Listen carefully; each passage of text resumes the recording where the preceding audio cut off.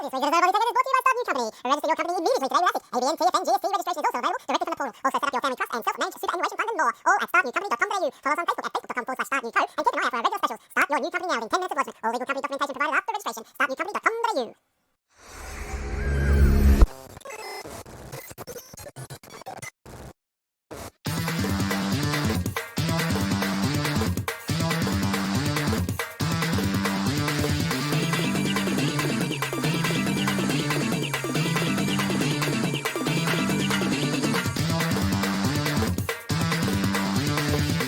Also brought to you by ithwebhosting.com.au. All our servers are operating on SSD drives, immediate activation, SSL certificates, Aussie support, domain registration and more. Easy install WordPress, Joomla, Drupal, and 300 other one-click installations. Generous space and bandwidth, auto backups, WordPress help and maintenance plans are also available on Contact. If your web page is important for your business or your life, contact us today. Aussie support, secure services, ithwebhosting.com.au. And now for the show.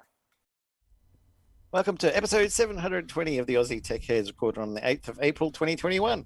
I'm your host, Jason Oakley. This is my co-host, Will Tompkinson. Hey, Will. Hey, mate. How are you?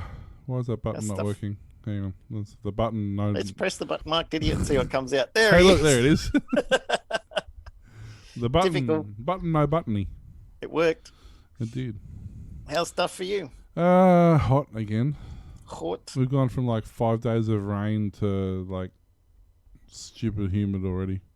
It was pouring so hard last night. It was hard for me to see the drive coming back home from radio. And the B double went off the road into the divider area, which has got trees and grass, and it didn't get back out again. So That'll do it. as I was going past, there's all these flashy lights, and another flashy light turned up, red, white, and blue, and then the rescue squad were there. But I was listening to the radio this morning. Apparently, you were still there. So that was 10:20 last night. Probably can't do much till it dries out. Yeah, you stuck there for good. It's funny, they were supposed to say, oh, the weather's clearing and finding up as of, what was it, Tuesday? Supposed to start finding up. We had more rain between midnight and 6 a.m. like Tuesday than we'd had like the entire time before that. Like it's just, yeah, it's obviously clearing up. Yeah, thanks, guys. Yeah, good work on that, Mr. Smarty Pants. But we had pouring rain, and then today was on and off sprinkling. Tomorrow is supposed to be 30, and then Monday's 21. Yeah, so... we're the same. Tomorrow it's supposed to get like 29 tomorrow, 30 or something Saturday, and 32 Sunday, and then back down to like 24 on Monday. It's like, why? It's crazy. Can't it just be 24 now? So yeah, I might. I started working on another VZ200 game. This one's going to be based on Joust or Emu Joust, depending on what version you played back in the 80s. Some friends of mine reckon it'd be cool to make, so they suggested that for my next one. So I started working on that, having a lot of fun. Good old Joust. Oh, that was so much fun back in the day. I played it first on the Micro B at school. That was the first I ever heard of Joust, and used to love playing on there. Yeah. I don't even know if I actually played the arcade. I must have at some stage, but we used to just play it all the time on the Micro Bs. That was great. I used to play it on arcade when I was usually waiting for another game to become available. It wasn't something I sort of just played by choice generally. Oh, and speaking of Micro Bs, Ewan just posted on Facebook in the Vintage Collectors group, computer collectors group, 3 Micro Bs this guy is selling for $4,999, and everyone's like, "Yeah, I good luck saw with that." Oh dear. $5,000 for 3 Micro Bs.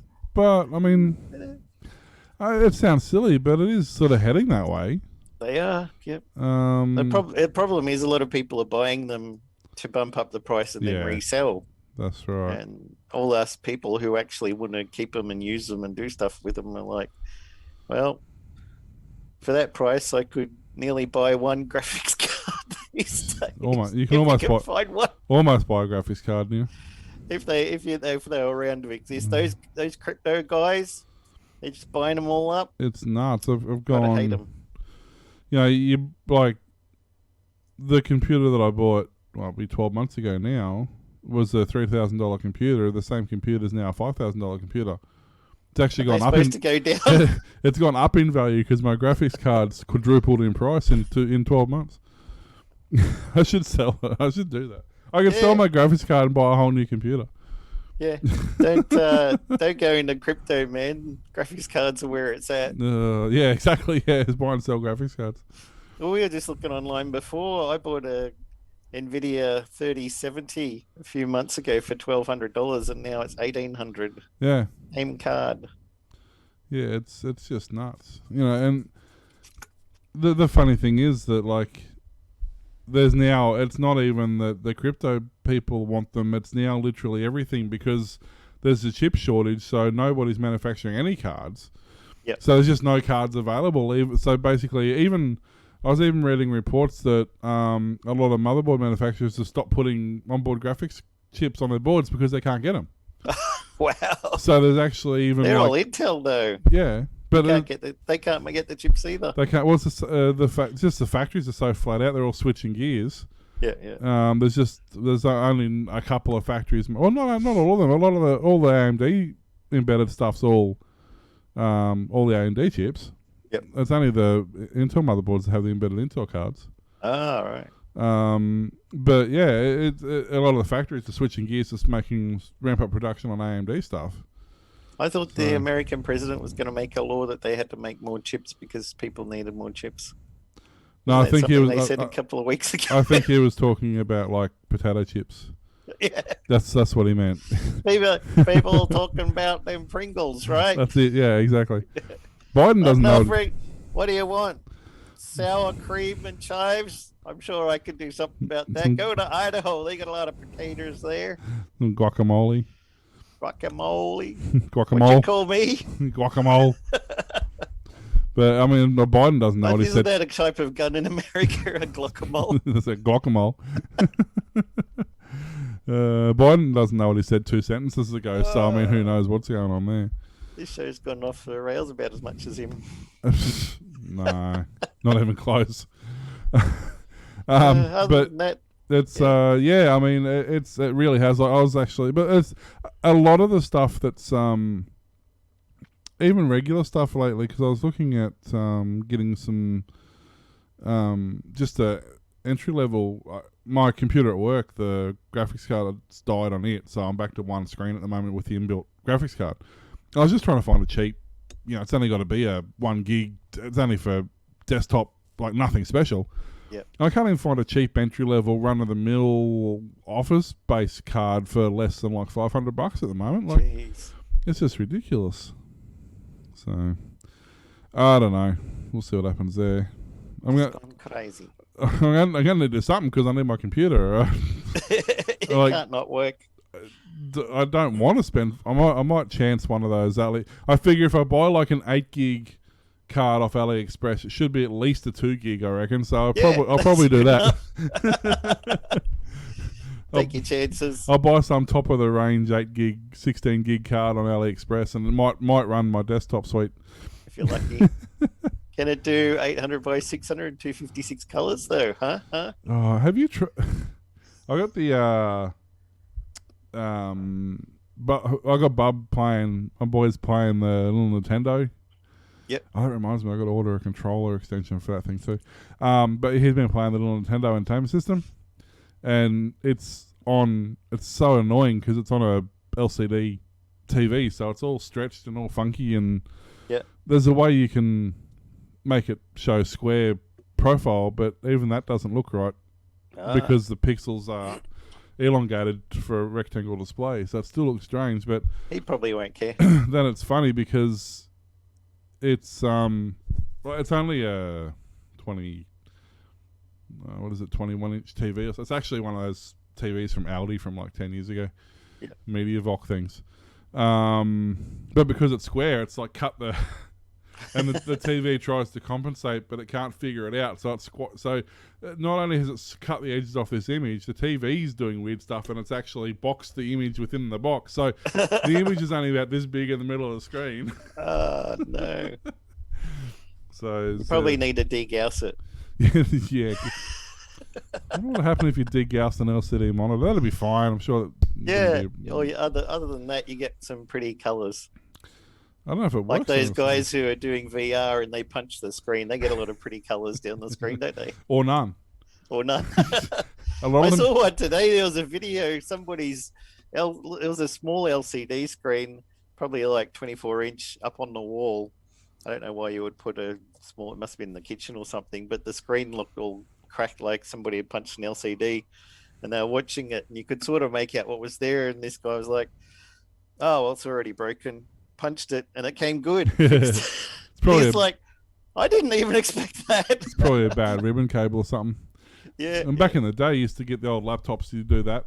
The Toshibas and Compacts were the two biggest laptops for that. If the hinges didn't snap off, which is a big thing that they do, the ribbon cable where it mounted to the bottom of the monitor in your IBMs and and things and Lenovo's and whatever, the ribbon cable used to run up the screen and mount up the top near the side, so it had plenty of flex room.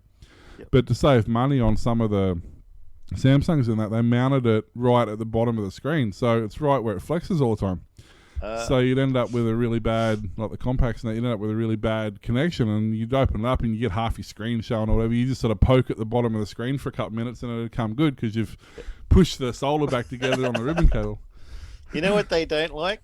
When you undo the screws and you take out the back of it, plug in the RAM upgrade that somebody wanted, and then really tighten down the screws really hard, and then you open up and the LCD screen has gone. Yeah, they'll do that. This person was one of the managers at a place that I was supporting, and they were like, "Oh yeah, I finally got my RAM upgrade. It's great. Thanks, Jace." I broke your screen. That's why you got nothing. When we used to do laptops, we'd always open the screen and we had a foam mat, and we'd sit them on the foam mat, and the screen would hang down off the edge of the bench. Yeah. And that way you couldn't do that. Yeah, best idea. Yeah, we still all the I time. learned the hard way. The other thing that a lot of people do is they'd put them in the backpack or in their travel bag, and they put the charger in beside it, which was okay if you put it on the back of the laptop. But when you have it screen facing out and you put the charger in there and you throw it on your backpack, throw it on your back, and it scrunches up in the back there, and you get to where you're going, and you've got this charger indentation in your screen now. Just put it in the other side and push. Yeah, oh man. When laptops back in the day, when they were the old, back when LCDs had sort of just gone colour, and you had the TFT. You had TFT, then you had Active Matrix, which was slightly less blurry. That's the best way to, and you could see it from a little bit more of an angle, but not very much. But it was a huge selling point that you can see this from 30 degrees to the left. And I'm like, if I've got a laptop, I don't really need somebody.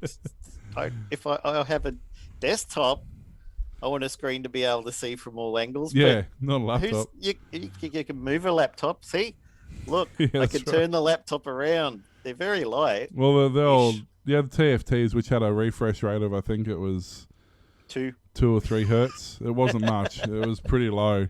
How many milliseconds? It was that bad. You actually, when you had the screensaver as the clock, you couldn't even figure out where the second hand was. It was so blurry.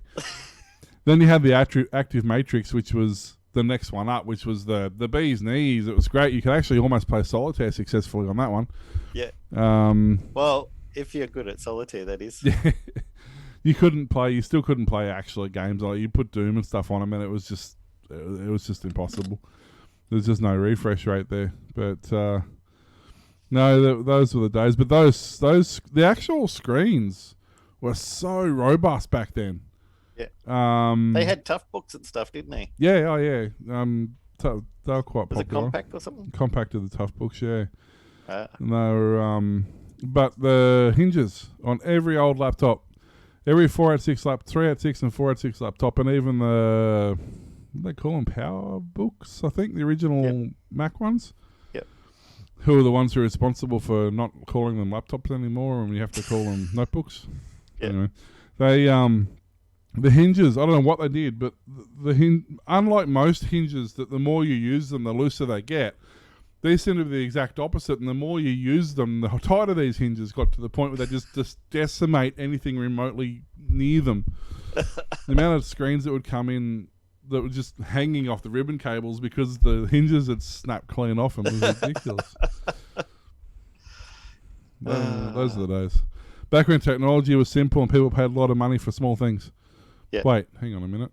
We don't Technology is want to talk still about your small complicated. thing on this show. Now technology is really complicated, but people are still paying lots of money for small things. So. Like graphics cards. Yeah. And you know what else people pay money for? Depends. Up there. Well, not as much as I'd like. No, it's not true. Yeah, we do have Patreon. We have some Patreon supporters, and we have some coffee fans, and people get some I money love PayPal. coffee. I bought a Gadget coffee machine. Yeah, you and your Gadgios. Go get your coffee. go. You need to hook Sorry it up about that, Chief. You need to hook it up to Google Voice now. Give it a Yes. go, Gadgio. I wish. Oh, dear. But yeah, we do thank the supporters of the show and help us keep things up and running and paying the bills, and it does help us a great deal being unsponsored and not we're not big enough to have ad revenue on YouTube and stuff like that. So I'll have you know, I am very big. Not big enough. Just in the physical size. You, sir, are minute as far as YouTube's concerned. I'm not a newt. I've got better. And no, it helps out a lot and helps us pay for stuff and get things done. And there's also which we actually, as soon as I got time off, we might even record that this week. Patreon only shows, so Hockshara. yeah, so keep an eye out for that if you're a Patreon. Also, too, let us know if that. I do send out Patreon updates and notifications when that goes through, but some people are telling me they're getting it, some people are telling me they're not. I don't know. So if I mentioned on the show that we've released it and you haven't got a notification, can you let me know and I'll see if I'm doing something funky in the back end or if it's just Patreon being weird, like Google notification, like YouTube notification is only tells half the people anyway. So that's because they didn't like, subscribe, and smash that bell. There's a bell. Oh yeah, there's a bell. That's right. Ding ding. Isabel. So yeah. Also, that's the other thing too. If you do, I look at the analytics, and our about 50% of the people who watch the episodes actually aren't subscribed. So if you could, it helps out a lot, and it does help us, getting more noticed by the YouTube algorithms. They like that sort of thing. So not like we could look at Facebook analytics. No, we can't. No, we can't. We can till they pick some random date like May 19th or something. And then they're like going to disable it. Then they're going to disable the business analytics side of it, so that you can't track how your ad revenue is being spent and stuff like that. It's so dumb. How many hits you're not getting but still getting charged for, maybe? Yeah, it's absolutely stupid. They're going to keep the historical data there, but only for 3 months. And you're going to have to download that if you want to keep a copy of that. And their recommendation, if you want to see how your things are performing and how they're working, is to go back and look at your historical data. Huh?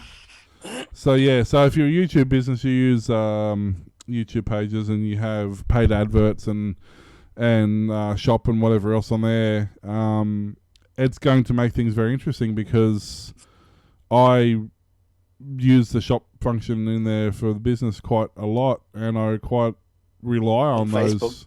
Yeah, not so much the shop, but sort of the marketplacey sort of store thing it's got. Yep. And then it's also got the business page side of it as well. It tells you how many people are going through, how many tracked, where they've come from, where they're going to, all that sort of stuff. And that's very helpful as somebody who runs a business. It's good to know that sort of stuff, but we're not going to get that information anymore. For long.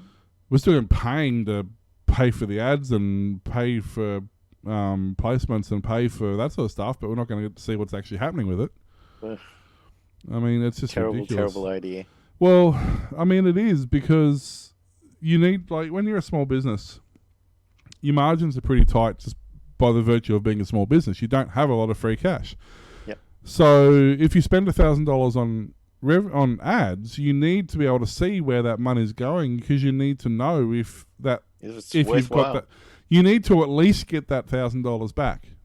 You need to get $1,000 worth of customers' sales to have covered that ad. Well, effectively, you need $2,000 because you need the $1,000 that you spent, and you need another $1,000 on top of that you've put to get that money back. So, effectively, you need to be able to see what's happening. And when they decide, hey, you can't see what your money's doing anymore, you're like, well, why should I spend my money with you then? You know. Exactly. So, but they're all kind of going that way. Gumtree's getting harder and harder to get the analytics out of Gumtree now. Didn't know they had any. Yeah, they do if you're a seller. There's an analytics for sellers, but it's not anyway. It used to be quite detailed. It used to be a lot like eBay's. Yep. Given that they run like eBay or get owned by eBay, you would think that they would have kept that, but no, they kind of want people to go to eBay, so they've kind of nerfed the functionality in Gumtree. The Google Analytics it's very detailed, but that's the problem. It's incredibly detailed. You can't just get a quick look and see what's going on. You need to dig through the whole bloody lot of it. So they've gone the opposite extreme and just given you too much information. Like they'll tell you the browser that they've come from, the date that they've come from, the location they've come from, the country. What resolution the screen is. Yeah, exactly. They what do. bit depth the screen If it's a mobile device, if it's in portrait or landscape, what orientation it is, what browser they've used to look at it, how long it took the page to load, you know, what their gender is, what their age is, what country they're from. And then after about 12 pages, you go, well, what's the click-through rate? Did they actually click on the ad or did they just look at it? You know, like... Yeah. And then That's what I want to know. Yeah. So they go the opposite extreme and give you too much information. We need to launch our own business somewhere in the middle. Yeah, well, realistically, that's why I used to like... was it Bitly? Used to do the short URLs. Yeah. Yeah. They were really good for that because they told you the page that the area where they've come from and where that link's gone to, obviously. But the other thing they say is how many times that person's used that Bitly link to go there as a repeat customer as well as a fresh customer, and how long they've spent on your page. You know, that's the bulk of the information. And if you've got a short URL, that's really handy stuff to know. Yep. You know, that I had, let's say 10,000 people over the last 12 months go to that link, but out of those 10,000 people, only 1,000 people actually stayed for more than 3 seconds on that website. So it's handy to know that sort of information, but they don't do that stuff anymore. The only thing they give you now is they only give you they only give you a clicks now. They don't even, if somebody types it in, it doesn't even give you a count. It only gives you a clicks count. So it's only if it's a link from somewhere. That's the only information you get out of them now. Like, you can pay for the other stuff. Yeah. That's what they did, put behind a paywall, right? Just paid to have the stupid ad with the link and the shortened. Why now? So yeah, it's all fun. Anyway, Microsoft has launched a preview version of its own distribution of Java, making it available for Windows, Mac OS, and Linux. The company has named the release Microsoft Build of OpenJDK and described it as its new way to collaborate and contribute to the Java ecosystem. The company has made available Microsoft Build of OpenJDK binaries for Java 11, which are based on OpenJDK source code. Microsoft said it's looking to broaden and deepen its support for Java, one of the most important programming languages used today. Well, it is the programming Minecraft. Writing about the release on its developer blog, Minecraft, you got me. Microsoft says, today we are excited to announce a preview of the Microsoft Build of OpenJDK, a new no-cost long-term support distribution of OpenJDK that is open source and available for free to anyone to deploy anywhere. It includes binaries for Java 11 based on OpenJDK 11.0.10 plus 9 on x64 server and desktop environments on Mac OS, Linux, and Windows. We're also publishing a new early access binary for Java 16 for Windows on ARM based on the latest OpenJDK 16 plus 36 release. The Microsoft build of OpenJDK binaries for Java 11 are based on OpenJDK source code, following the same build scripts used by the Eclipse Adoption Project and tested against the Eclipse Adoption Quality Assurance Suite, including OpenJDK project tests. The binaries have passed the Java Technical Compatibility Kit for Java 11, which is used to verify compatibility. Microsoft build of OpenJDK is available to Microsoft Azure customers via Azure Cloud Shell or in the Windows terminal. If they should have done 8. Java 8 is what Minecraft runs only on. So if you're going to do your own one, wouldn't you start there? And then I guess they're going to just Let's say port. aim this as business thing because it's for their Azure and it's But not how really many people for... use Java as a standalone program? Unless you're building something like Minecraft, but in a business application, I can't really see it being, I don't know. A lot of them use it on the back end for heaps and heaps of business programs written in Java. That's the For point. They're already. servers. That's what I'm saying. Like they're already written and like. Oh, this is the Java application that runs their software. I don't understand Java. Java's a kind of bytecode that gets translated kind of. Hard to go to deep explanation, but it's all bytecode. It's not like C++ where you compile it and then it runs on the machine. So it's constantly interpreting it and translating each instruction while it's going. There's a lot of caching and stuff going on, but mostly Java can't be run. A Java application can't be run without Java being on there because it's constantly, I suppose you could kind of call it compiling stuff as it goes, as opposed to something like Minecraft for Windows that just runs because it's got all the Windows stuff there. But I thought the whole point of Java was that it was effectively open source. Anyway, like, can't you, like all the jar files, well, most of the jar files and stuff, can't you look in and see what's in there anyway? Yeah, they're all just zip. Yeah. Jar is just a zip. So what's the? But for it to run on your operating system, you have to have Java application to interpret the jar files and make stuff happen. But by them saying they're doing an open Java, what's the difference? Like, No, this is just their version of it. It's the same. okay. They just taken open Java and making the Microsoft open Java. That's what I thought. I'm Because like, they tried to do the same thing with a language they called F#, which was supposed to be copying Java, but everyone's like, we got Java. use Why do we Java. need a reinterpretation called F#? Java works. It does Java stuff. So this is, I guess, basically Microsoft going, we give up. We'll just do the Java that everyone else is doing. I mean, Google has just won their lawsuit against Oracle finally for putting the Java API in Android phones. That's only been going for like, what, 4 or 5 years in courts. And the court finally said, no, Google's right, they can do it. So I guess it's the whole thing like Microsoft did, was it? Visual Basic. Yeah. And everyone else was already using Basic. It's just they put Visual in front of it and suddenly it was a more attractive proposition or something. I don't know. But anyway, data is important to all of us. But apparently yeah, Facebook... he was great in Star Trek. I love that guy. That was data. Oh. You call it data, you'll get mugged.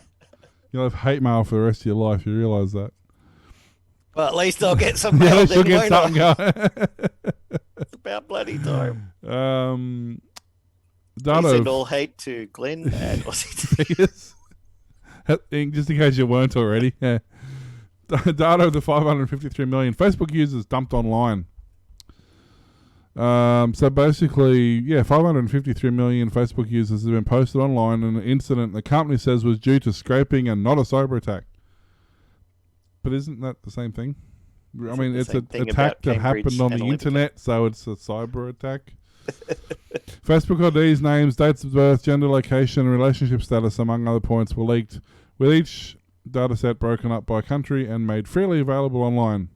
The mass data collection place took 2019. That's great. Randy just finding it. So it's only 2 years. You can't expect this sort of things to be rushed, I guess.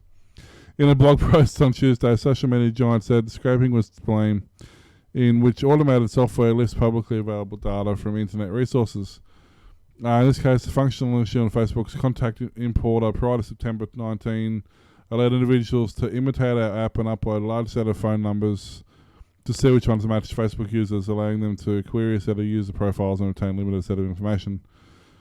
While this did not include user credentials, it allowed the use of mass scraping of profile data. The social media giant has since updated the contact importer to hinder future scraping efforts. In terms of data age, 2019 to 2021 is not a long period. This information can be valuable. See if you've been included in this data breach. Head over to Have I Been Pwned, which is PWNED.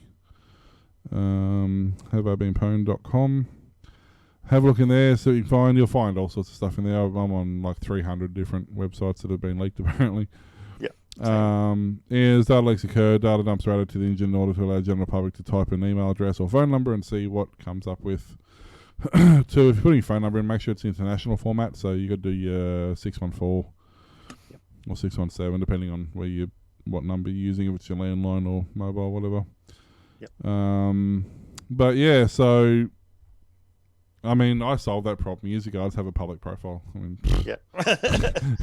nothing's private anymore if you come down to it, really, is it? No. And a public I find a public profile is just easier anyway because it just lets me do stuff. If you have a private profile, then you want a friend who's not on your list. You got to set a thing for them to see it, and just look at what I'm doing. Like, it was great. Care. Probably about 8 years ago, my daughter decided to do some searching in Google for my name and and Warlock, and she comes into her mum and it's like, Daddy's everywhere all over the internet, isn't he?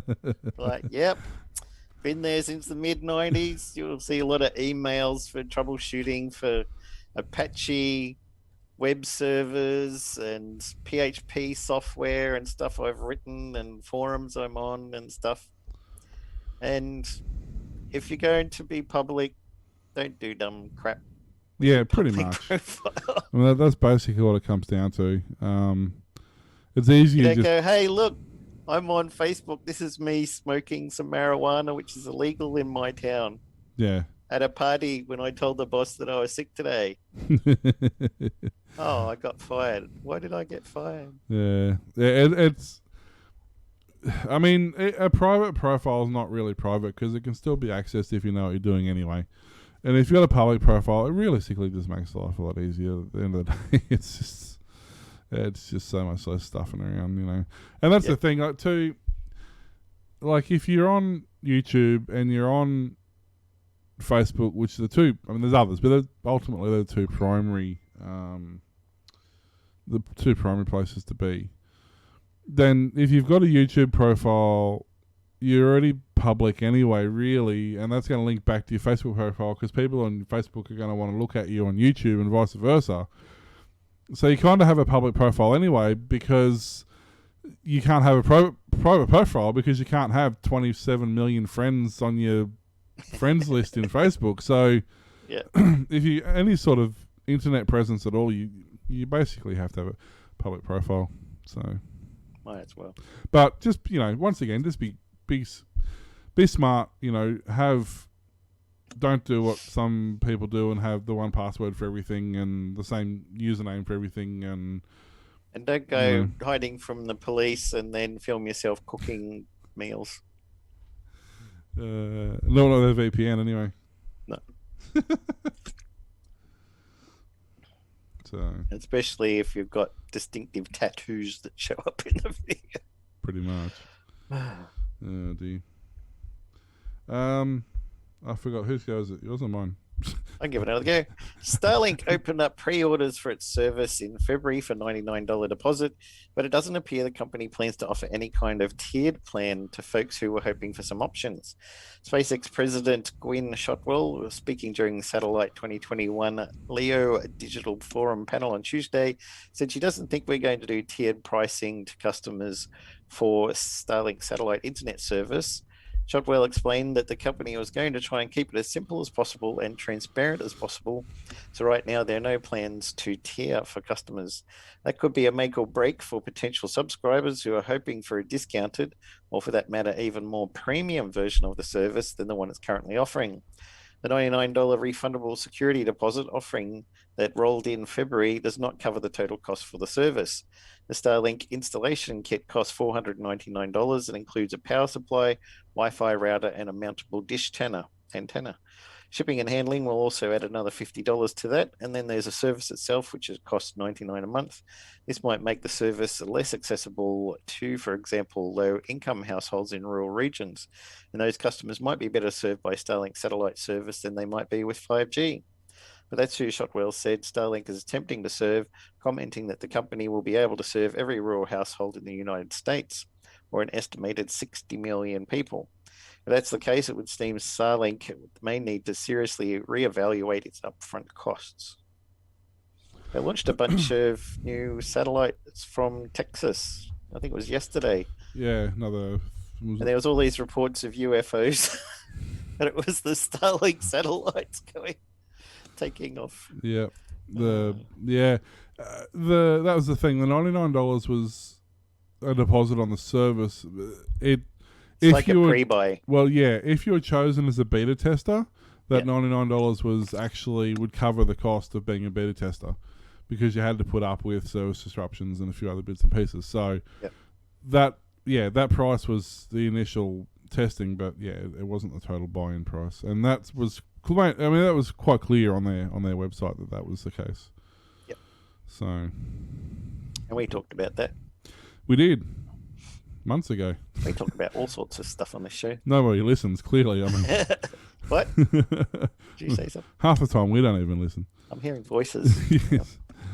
So, but I just found out through Facebook that they've axed the new series.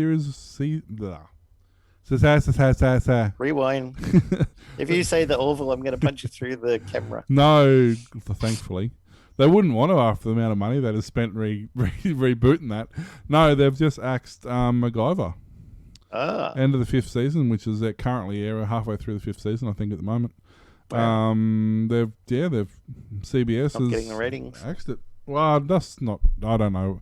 CBS is one of the worst networks for doing that. They'll have some of the most popular shows on TV and go, we're done with that. Sounds like Fox. Like with Serenity. They're way worse than Fox. They make Fox look like the good guys. But it's the same sort of deal. Like, it has a massive base. Like, it's a huge fan base. Yeah. You see, when Family Guy came back, and then on the show, Peter listed all the shows that have been cancelled by Fox. Yeah. So, unfortunately, that's annoying. I really love that. If you haven't seen it, it's worth a watch. There's 5 seasons, so it's a decent watch. But it's once you get out of your head that it's not the original MacGyver, but it is very heavily inspired by that. It's a good show. I just got Disney Plus this week. Why? I wanted to watch the X-Files. Seriously? Plus, The Mandalorian's going to come out on there, and all the new superhero movies are going to come on there, and everything's going to be there from now on. So I was like, might as well. If I didn't have Foxtel, and I only have Foxtel for the sports channels, basically, we pretty much watch. Son watches the cricket and tennis. Yep. I think they're sports. And we watch the V8s, motorsports. That's pretty much all we do with it. But it was good. Most of last year, if you had Foxtel, they just gave everybody the full package. Oh. So you had access to everything for most of last year, which was pretty cool. That's great. So it goes to show you that it doesn't cost them any extra money to have extra channels. You're just paying because you can. But they want you to. Oh dear. But speaking of paying because you can, Italian man arrested after allegedly paying hitman in cryptocurrency. It's Bitcoin or something traceable, right? An Italian man has been arrested on suspicion of paying a hitman to assassinate his former partner. According to a Europol alert on Wednesday, the suspect dove into the darkest corners of the internet to find a hitman and eventually located a website claiming to offer these services on the dark web. It is necessary to use Tor network. It is necessary to use the Tor network to access the deep web and underlay. Yeah, that's something like that. Underlay is a word, but is underlayer a word? I don't know. That is not indexed by typical search engines. and the sector of this area known as the dark web is where illegal activities and purchases take place. After contact was made, someone apparently somebody. Wow, this is. I swear, You always get the great I need stories. I need to learn to proofread stuff. After contact was made, somebody apparently happy to perform the task of assassinating his ex-girlfriend was paid roughly $10,000 in Bitcoin. Sure, he was You going to do know, it. the one that asks you for all your details before you can buy it and sell it. So it goes on to talk about how they did it and how they were successfully able to trace the Bitcoin transfer. Gee, I wonder how they managed to do that. He went to that website called buybitcoinnotfrompolice.com. So yeah, basically they went through and talked about how they went and did that, and the European agency, as well as various law enforcement groups, use a range of tools to monitor and track cryptocurrency transactions. Yep. And most of them anybody can use, and they're publicly available. So I guess They're a what blockchain explorer. yeah, basically. So I guess what the thing about this was interesting though was that in related news, a Department of Justice announced a jail term of 12 years without parole for a Missouri resident who tried to man, I tell you, I'm done. I'm going. See ya. A Missouri resident who That's tried... the Aussie Tech Heads for tonight. Tune in next week for more fun games like tonight. For trying to buy chemical weapons online. Is given 12 years behind bars. The 46-year-old tried to buy 2 and 3 10 ml vial batches of a highly toxic chemical through the dark web between June 14th and August 23rd in 2018. That's how long it's taken to get bring it to him. According to US prosecutors, 3 10 ml. 3 10 ml units of the chemical was enough to kill roughly 300 people. Wow. The orders were made in the name of a miner, and the equipment and the equivalent of $150 in Bitcoin was handed over. While in contact with the seller, basically the first delivery never arrived, leading to a second called delivery. The police and said, I was buying some illegal stuff online and I got ripped off. It didn't arrive. Yeah, so the first delivery never arrived, leading to a second delivery that didn't arrive. So he thought the company might have been shafting, but in fact it was a controlled delivery sting by US police. The man signed... So the first package didn't arrive. The second package didn't arrive. The third one, he was told, would be... He'd have to sign for it to prove... And it would be registered package so they could trace it. But the third one was actually a controlled delivery sting by the US police. The man signed for the package, and law enforcement, having detained a warrant, raided his home. They discovered 10 grams of toxic cadmium arsenate and 100 grams of cadmium and 500 ml of hydrochloric acid and compounds, who he also ordered. But yeah, the funny thing, but what tipped them off to this was none of that.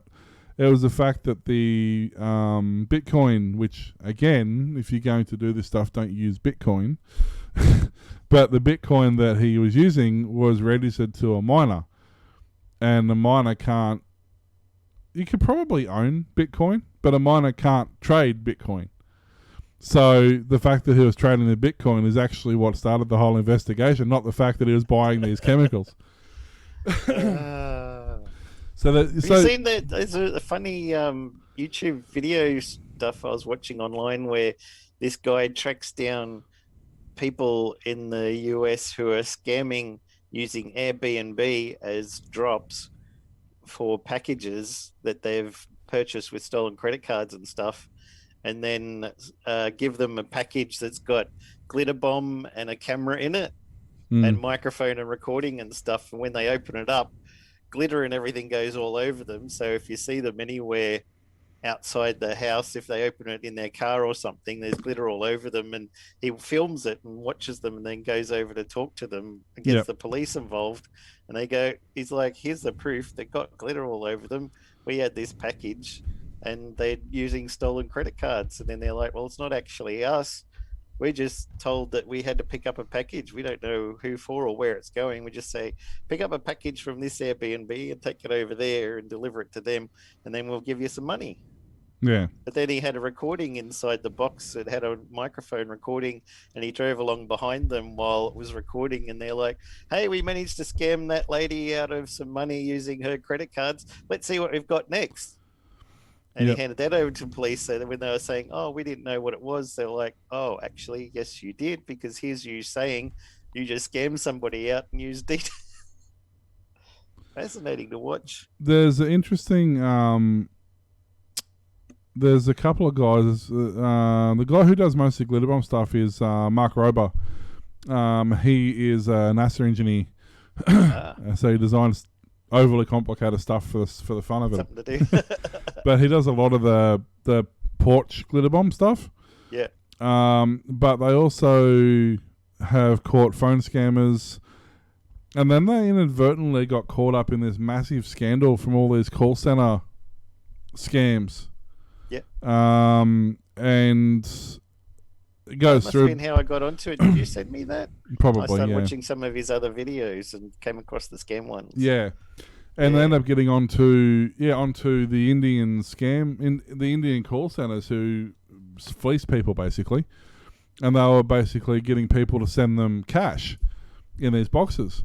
So they found, they went through and processed one and found out the delivery of this, and they put a tracker into the box and they saw exactly where this delivery went and how it got there, and so then they made a glitter bomb that did exactly the same thing, and they intercepted the UPS truck, but pre-delivery, and said, "Hey, we're gonna swap all these ones with these ones. These are all scam ones." They took with them all the scam ones, and they gave the money back to the people who lost it.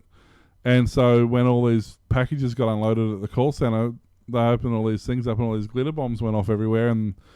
But basically, that call center got closed down. They actually managed to get that call center closed down. That was good. So one of many, but it's a start. Yeah, it's great to watch the videos of them doing it all. Except a guy in Texas is suing them for injury and mental trauma and stuff, and so he's Got currently too much glitter up his nose. He's currently going through a lawsuit from this guy in Texas with one of the criminals who stole the package off his porch. Has turned around and sued him and said, "Hey, you hurt me and you caused me undue stress and this and mess and damage and stuff." And he looks like he's going to win the court case too. God bless America. So yes. After 16 years of asinine questions and dubious answers, Yahoo Answers is shutting down next month. Is that the last thing of Yahoo that exists now? That was Yahoo. They got mail and that's that about was it. still right? open. Yeah. The company announced that starting April 20, users won't be able to post new questions or answer other people's questions. On May 4, the site will become inaccessible and will redirect to the Yahoo homepage. Users who have posted questions and answers in the past can download their data via request before June 30, 2021. While Yahoo Answers was once a key part of Yahoo's products and services, it has become less popular over the years. Quora, as the needs of our members have changed, an announcement went out to users.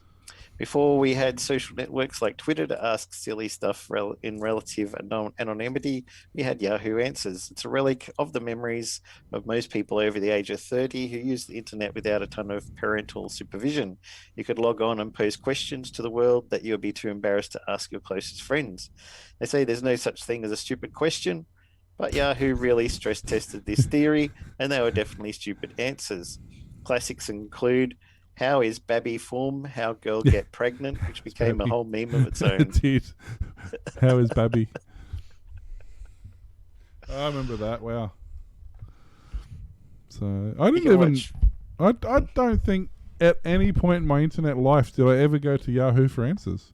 Even the search engine, I don't think I ever went to.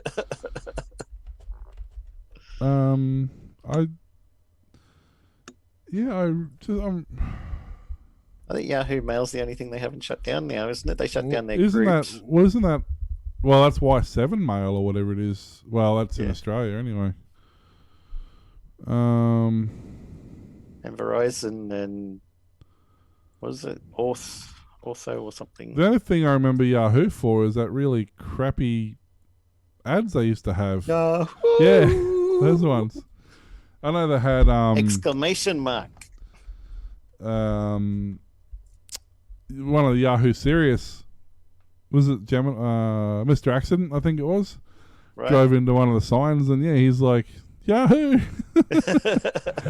But that's literally like I'm just trying to think. Yeah. I have a Yahoo email address. I never log on to check Gmail, check emails there. I had one forever ago.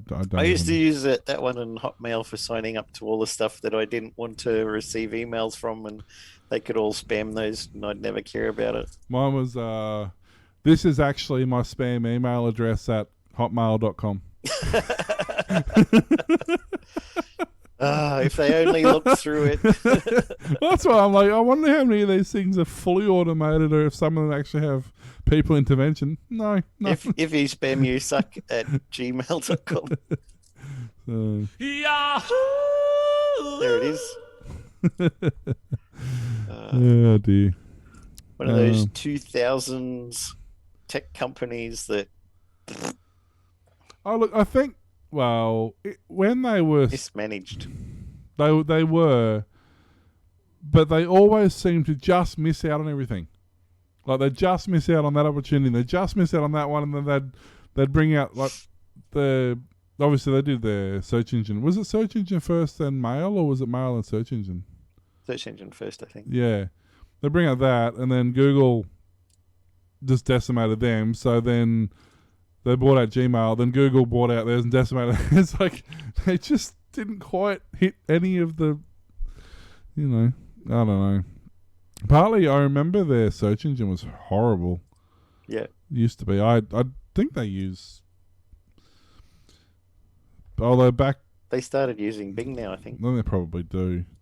I know back in the day, you used to use... What? Alta Vista. Alta Vista. Yeah. Yeah. But Alta Vista... because it's searched... Jeeves. Good old it's Ask.com now. It's not Ask Jeeves anymore. It's just not the same. Poor Jeeves. And Dogpile. But Alta Vista was good because it could search like 4 different search engines at the same time. Well, that's why I used to use it, because it would search Google, it would search Yahoo, it would search Microsoft. Hotbot. Was it Hotbot? Lycos. Yeah. Lycos. Wow, it's like Lycos. It's all coming back to me. I never got... Having flashbacks. Help. Lycos was very techy, if I remember. Oh, it's still around. Wow. Yeah. It's still a thing. This doesn't look any different than it did back then. Angel Fire. Crawler. Angel Fire. Lycos is integrated with Angel Fire now. GeoCities. Yeah. Well, no, that wasn't a search engine, though. No. I'm just remembering old stuff that's died. Yeah. My goldfish. Wait.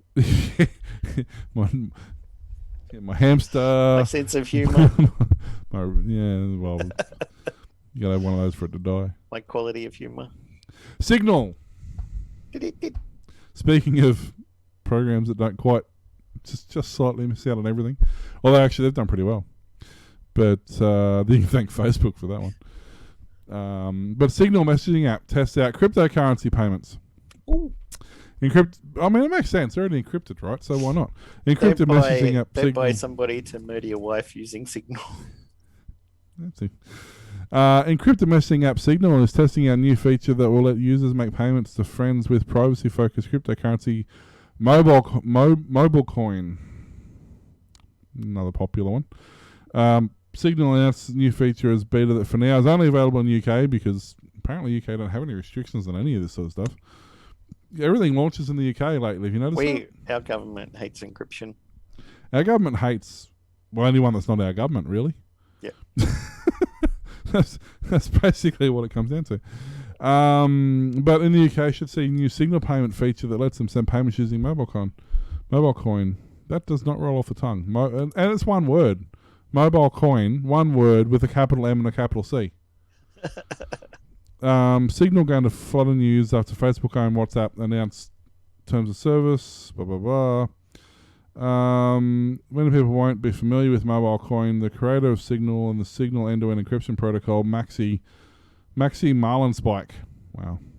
Advised mobile coin how to make the cryptocurrency both private and user-friendly, according to a 2017 Wired profile. Nice. Maxi Marlinspike strikes again in 2017. So I used to buy Wired magazine. That was great back in the day. Back when it was Actional magazine. That was like the early 2000s, though, wasn't it? When it stopped doing hard copy. Yeah. So it's a noticeable thing the encrypted messaging app might soon enable not just end-to-end encryption communications on voice and text, but also allow private payments. I mean, it makes sense. Like, you look at like PayPal, for example, same thing. Like, it's not hard for them to incorporate crypto because they've already got the infrastructure in place. But when you talk about something like Facebook or something like that, trying to do mobile payments, Didn't we do a story a couple of years ago that Facebook was going to launch their own coin or something? It sounds vaguely familiar. Yeah, they were. As far as I think, didn't they actually launch it, but nobody bought it? I think so. Yeah. I think they actually did launch a coin at one point.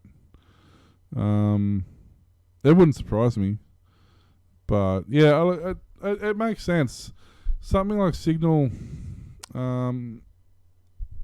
If you think about it, it's kind of a combination of well, it can have multiple use cases. You can use it like Twitter.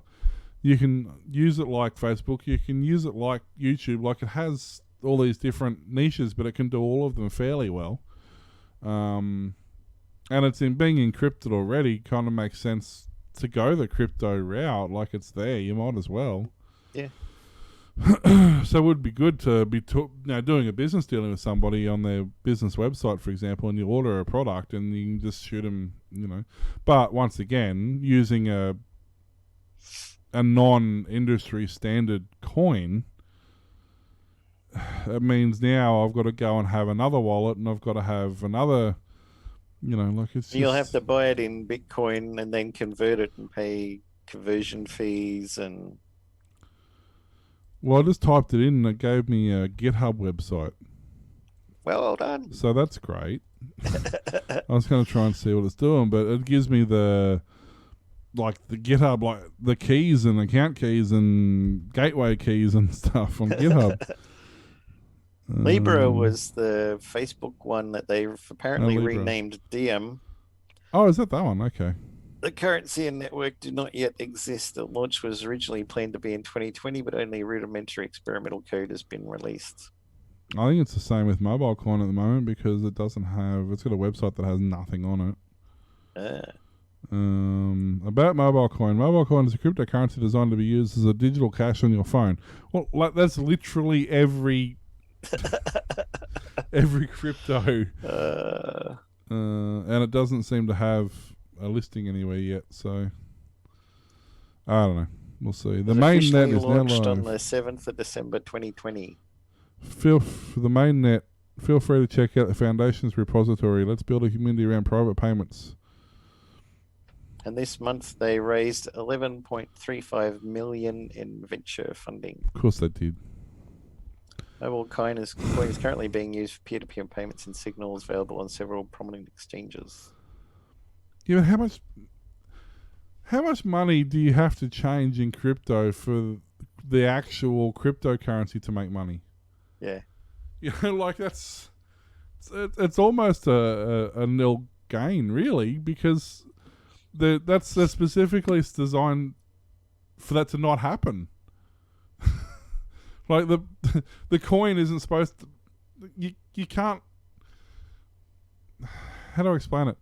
The coin itself is the currency. The currency is not worth money. So if you've raised $1 million or $100 million in venture capital, how do you pay that back? You can't pay it back in the crypto because the crypto hasn't been established to make the money.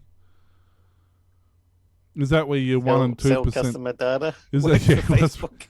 Is that where your 1 and 2% transaction fees come in? Maybe. because you can't like just give them $100 million back in crypto because that'd debase the whole currency in the first place. Yeah. So I don't know how that works. This is why people who are much smarter than me get $100 million in venture capital, apparently. Great Britain's... It does use FTX, though, which is interesting. Ah. Doesn't support trades. So why did you choose FTX? Because you can't trade. You can't trade with FTX. You can literally only use that in the UK. It's the only country that allows FTX trading. That doesn't make any... I don't know. Whatever. Somebody knows something I don't. Speaking of the UK, Great Britain's electricity system recorded its greenest ever day over the Easter bank holiday as sunshine and windy weather led to a surge in renewable energy. Sunshine in the UK? Is this story legit? They've actually had really good weather lately. The power plants generating electricity in England, Scotland, and Wales produced only 39 G of carbon dioxide for every kilowatt hour of electricity on Monday, according to National Grid's electricity system operator. Lowest carbon intensity recorded since National Grid's records began in 1935. On Easter Monday, wind turbines and solar farms generated 60% of all electricity as households enjoyed a bank holiday lunch. At the same time, the UK's nuclear reactors provided 16% of the electricity mix, meaning almost 80% was powered from low-carbon sources. Low-carbon power surge, combined with lower than average demand for electricity over the bank holiday, kept gas-fired power in the Great Britain to 10% of the electricity mix and caused the carbon intensity of the electricity system to plummet to its lowest on record. And here we had in our country, Malcolm Turnbull was going to be head of climate, and he said, you know, coal's dying. So they said, okay, you're fired. You can't tell people coal's dying, even though it is. We just don't want people to know that. No, it wasn't that.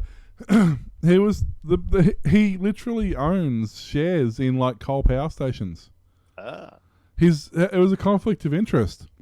He gets paid by power companies to tell people that coal's still a viable option. That's like his daily job is doing that. Ah. And he goes, "Oh, I'm going to be head of the renewable," and they're like, no, you're really not." it's a little conflict in interest. You fired.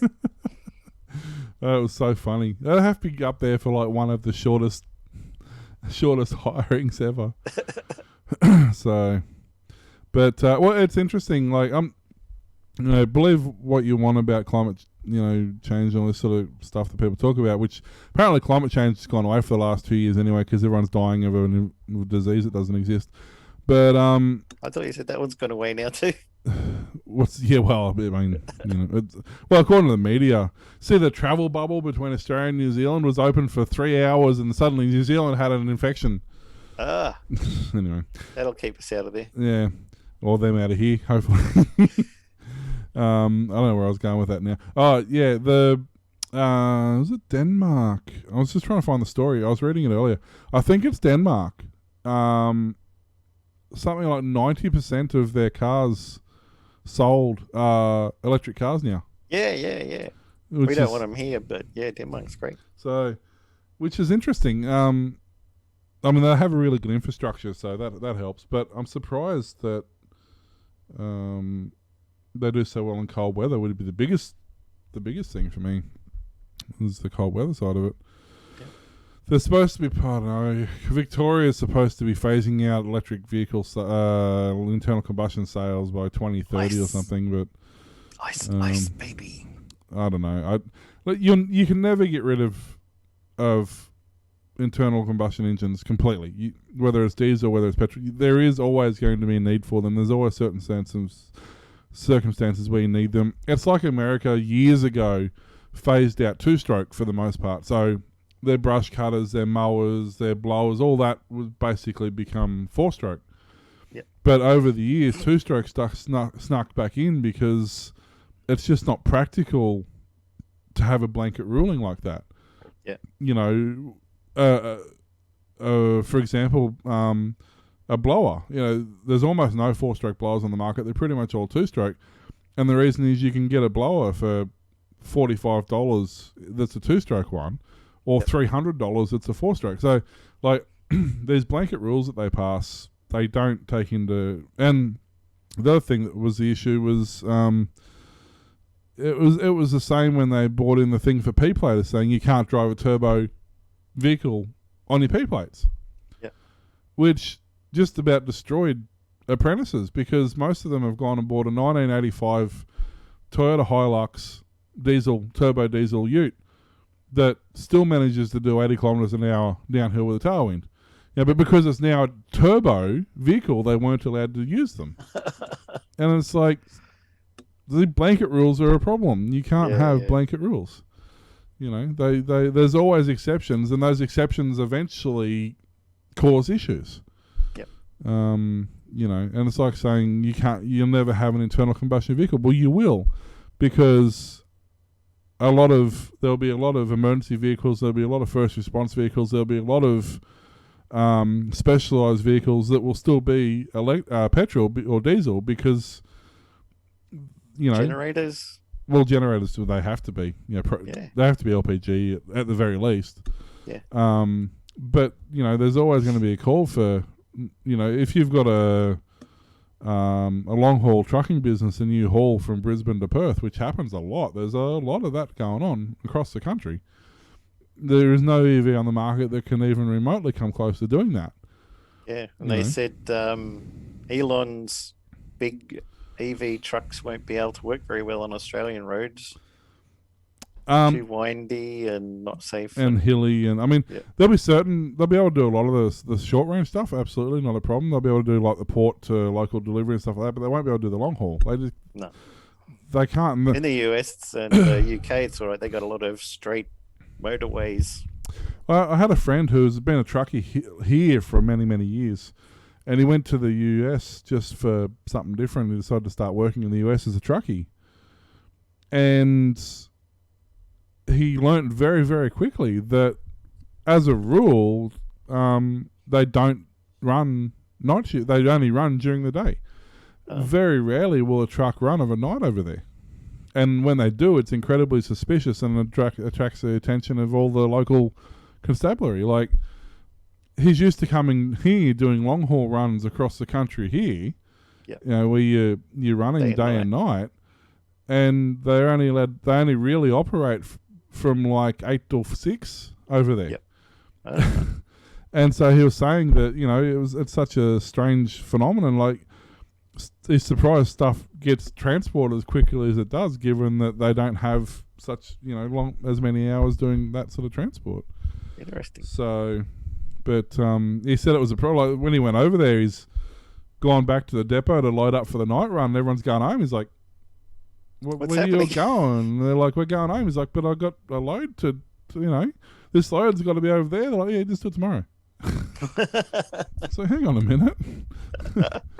So, but yeah, so Australia keeps coffee and no-dos in production. Pretty much, yeah. So yeah, I mean, you know, it's one of those things. We'll keep it. I mean, we'll see. I mean, there's always going to be, you know, even if you do use solar and wind and the other things that are available, you always do need to have backup generation. If you have a grid fault, or you have, you know, a substation explode, or you have power lines go down or something, you need a backup generator. What if you want to watch the footy at night? The sun's not shining. So. The diesel generators and stuff, they're all going to be running still to, like, Rosewood. Hospitals, actually, factories. Well, our town here where I am, we're actually running off a backup generator for about a week. Yep. The substation that they just put in, they turned it on, and a fireball came out of it. Oh.